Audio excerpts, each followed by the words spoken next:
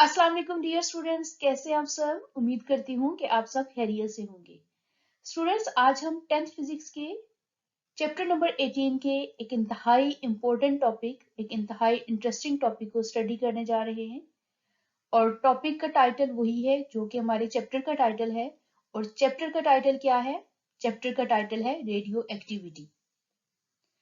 Students, ये topic interesting तो है ही, इसे पढ़कर बहुत सी नई बातें आप सीखेंगे। लेकिन ये इम्पोर्टेंट इस तरह से है कि अगर बोर्ड के पास पेपर्स आप देखें तो इस टॉपिक के रिलेटेड काफी सारे क्वेश्चंस पूछे जाते हैं, चाहे वो लॉन्ग क्वेश्चंस हों, चाहे वो शॉर्ट क्वेश्चंस हों, चाहे वो एमसीक्यूज हों। सो आपने अपनी बुक और अपनी नोटबुक अपने पास रखनी है, ताकि लेक्चर के दौरान बताए जाने वाली सारी इंपॉर्टेंट बातें आप साथ साथ नोट करते जाएं। सो स्टूडेंट्स तैयार हैं? चलें स्टार्ट करते हैं आज का लेक्चर।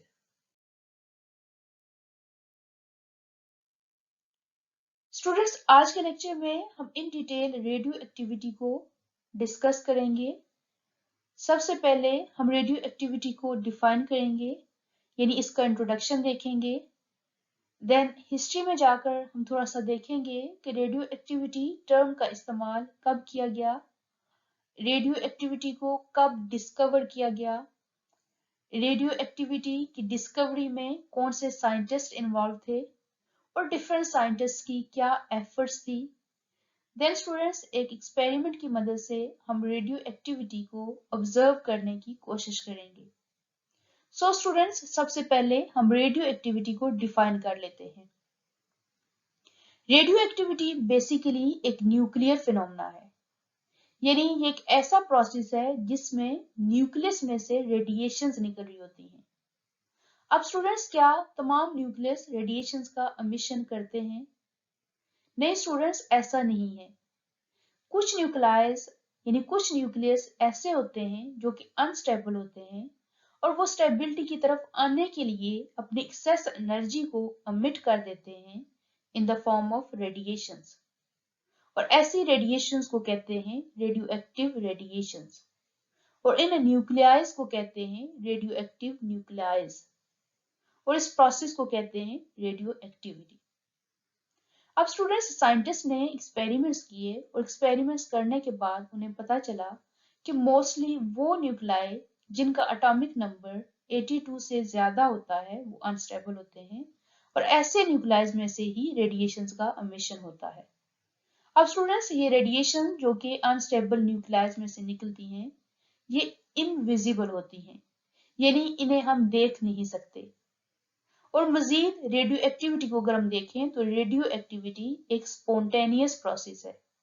स्टूडेंट, स्पॉन्टेनियस प्रोसेस ऐसा प्रोसेस होता है जो कि खुद ब खुद होने वाला होता है, यानी रेडियो एक्टिविटी एक स्पॉन्टेनियस प्रोसेस है। वो न्यूक्लाई जो कि अनस्टेबल होते हैं वो खुद ब खुद ही रेडिएशंस का एमिशन कर रहे होते हैं, यानी किसी न्यूक्लियस में से रेडिएशंस को एमिट करवाने के लिए हम कोई एक्सपेरिमेंट नहीं करते, हम न्यूक्लियस को फोर्स नहीं करते कि वो रेडिएशंस का एमिशन करे। So students, important point, radioactivity is related with nucleus. So इस बेस पे हम इसे कहते हैं कि ये एक न्यूक्लियर फिनोमेना है। और रेडियो एक्टिविटी को हम कहते हैं कि ये क्या है, ये ऐसी जो रेडिएशंस निकलती हैं, ये कौन सी रेडिएशंस है, इन्हें हम रेडियो एक्टिविटी के साथ साथ या रेडियो एक्टिव रेडिएशंस के साथ साथ न्यूक्लियर रेडिएशंस भी कहते हैं। सो स्टूडेंट्स, सबसे पहले इसको डिफाइन कर लेते हैं। The spontaneous emission of radiations from an unstable nuclei of an element having atomic number greater than 82 is called radioactivity। अब इसके साथ आपको एक और टर्म लिखी हुई नजर आ रही है, रेडियो एक्टिव डिसइंटीग्रेशन, यानी रेडियो एक्टिविटी का एक और नाम है रेडियो एक्टिव डिसइंटीग्रेशन। यानी ऐसे प्रोसेस में हमारा न्यूक्लियस क्या हो रहा है, डिसइंटीग्रेट हो रहा होता है। So students, the elements having atomic number greater than 82 are unstable, so they emit invisible radiations, and such elements are called radioactive elements, and the process of emitting radiations spontaneously is called radioactivity।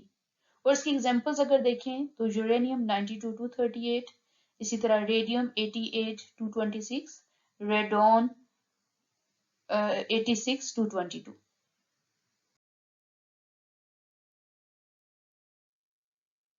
Students अब आते हैं towards it's historical overview. Radio activity को discover किया था एक French physicist ने जिनका नाम है Henri Becquerel. Sir Henri Becquerel ने 1896 में रेडियो एक्टिविटी को डिस्कवर किया। अब रेडियो एक्टिविटी की डिस्कवरी को अगर देखा जाए तो ये एक टोटल एक्सीडेंटल डिस्कवरी थी, यानी ऐसा नहीं था कि एक्सपेरिमेंट्स करने से पहले सर हेनरी बेकरेल जानते थे कि वो रेडियो एक्टिविटी को डिस्कवर करने जा रहे हैं। जैसा कि स्टूडेंट्स आप जानते हैं कि मोस्टली साइंस में ऐसे ही होता है, एक्सपेरिमेंट्स करने से पहले साइंटिस्ट की कुछ डिफरेंट एक्सपेक्टेशंस होती हैं, लेकिन जब साइंटिस्ट एक्सपेरिमेंट करते हैं तो उनके पास जो फाइनल रिजल्ट्स आते हैं वो टोटली डिफरेंट होते हैं फ्रॉम देयर एक्सपेक्टेशंस। स्टूडेंट्स कुछ ऐसा ही हुआ सर हेनरी बेकरेल के साथ। सर हेनरी बेकरेल 1896 में एक्सरेज पे काम कर रहे थे। So students, sir Henri Becquerel uranium salt को लेकर ऑब्जर्व कर रहे थे एक्सरेज के बिहेवियर को। अब जो एक्सपेरिमेंट उन्होंने करना था उसके लिए उन्हें सनलाइट की जरूरत थी, लेकिन उन दिनों वेदर क्लियर नहीं था, सनलाइट नहीं थी। सो हेनरी बेकरेल ने यूरेनियम साल्ट को रैप किया फोटोग्राफिक प्लेट में और उस सारी अरेंजमेंट को एक क्लोज ड्रॉ में रख दिया। अब कुछ दिनों के बाद जब वेदर कंडीशंस उनके एक्सपेरिमेंट के अकॉर्डिंग हुई, यानी सनलाइट आई, सर हेनरी बेकरेल गए और उन्होंने जाके अपने यूरेनियम साल्ट को निकाला। लेकिन स्टूडेंट जब उन्होंने फोटोग्राफिक प्लेट को गौर से देखा तो फोटोग्राफिक प्लेट के ऊपर डिफरेंट पॉइंट्स पे कुछ डॉट्स उन्हें नजर आए, जिससे उन्हें पता चला कि ये जो डॉट्स या जो पैटर्न फोटोग्राफिक प्लेट पे अपीयर हो रहे हैं ये यूरेनियम साल्ट की वजह से हैं। हालांकि यूरेनियम साल्ट से जो एक्सपेरिमेंट मैंने करना है वो तो सनलाइट में होना था। इससे पता चल रहा है कि यूरेनियम साल्ट में से कुछ इनविजिबल रेडिएशंस निकल रही हैं, ऐसी रेडिएशन जो कि खुद ब खुद निकल रही हैं। यानी मैंने कोई एक्सपेरिमेंट भी नहीं किया, मैंने तो सिर्फ फोटोग्राफिक प्लेट में इसे रैप करके ड्रॉ में रखा था। सो स्टार्ट में इन रेडिएशंस को नाम दिया गया हेनरी बेकरेल के नाम पे ही, यानी बेकरेल्स रेडिएशंस कहा गया।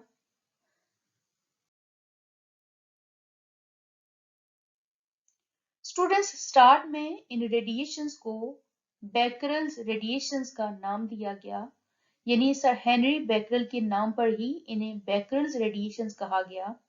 लेकिन उन्हीं दिनों में दो scientist Marie Curie and Pierre Curie were working on these radiations और इन्होंने कंफर्मेशन की इन रेडिएशंस की, बल्कि दो न्यू रेडियो एक्टिव एलिमेंट्स भी डिस्कवर किए जो कि पोलोनियम और रेडियम हैं, और मारी क्यूरी ने ही इन रेडिएशंस को रेडियो एक्टिविटी का नाम दिया था।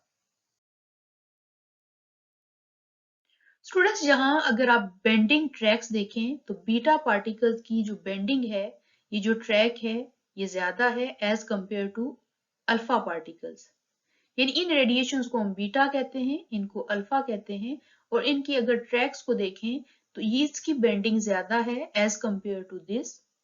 इस बेस पे कहा गया कि ये जो पार्टिकल्स हैं ये लाइटर हैं, तभी लाइटर पार्टिकल्स की डिफ्लेक्शन ज्यादा होती है, जबकि हैवियर पार्टिकल्स की अगर डिफ्लेक्शन देखें इन इलेक्ट्रिक फील्ड तो वो कम होती है।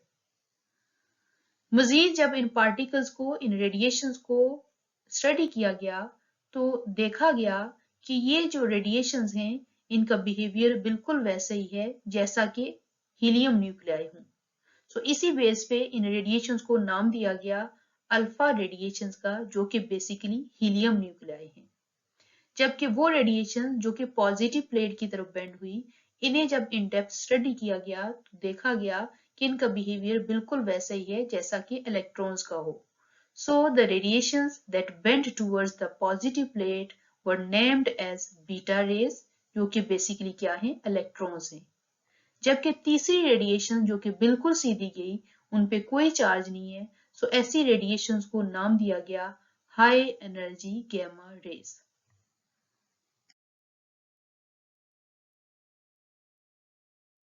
सो स्टूडेंट्स, यहां से हमें पता चला कि अनस्टेबल न्यूक्लाई 3 डिफरेंट तरह की रेडिएशंस को एमिट कर सकते हैं, यानी वो या तो अल्फा रेडिएशंस जो कि हीलियम न्यूक्लाई हैं वो एमिट करेंगे, या बीटा रेडिएशंस जो कि इलेक्ट्रॉन्स हैं वो एमिट कर सकते हैं, या गैमा रेडिएशन जो कि हाई एनर्जी फोटोन हैं उनका एमिशन हो सकता है।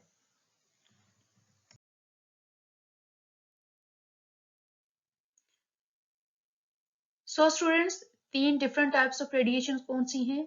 अल्फा रेडिएशन जो कि हीलियम न्यूक्लाई हैं, इससे पता चलता है कि अल्फा रेडिएशन पे कौन सा चार्ज है, पॉजिटिव चार्ज है। सेकेंड टाइप ऑफ रेडिएशन हमने देखी बीटा रेडिएशन। बीटा रेडिएशन क्या है? बेसिकली इलेक्ट्रॉन्स हैं, सो इन पे कौन सा चार्ज है, नेगेटिव चार्ज।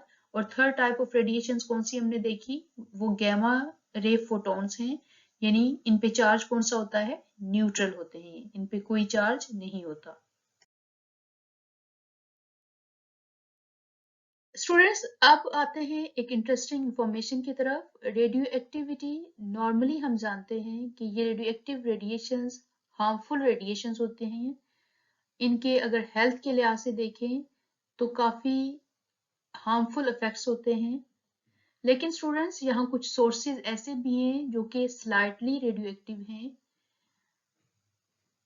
जैसा कि बनाना जो आप खाते हैं, कैरेट्स, पोटैटोज, नट्स, इवन आपकी अपनी बॉडी जो है ये भी स्लाइटली रेडियो एक्टिव है, ये भी कुछ रेडिएशंस एमिट करती हैं, यानी ये सोर्स है रेडियो एक्टिव रेडिएशंस का, लेकिन ये रेडिएशंस हार्मफुल रेडिएशंस नहीं होती।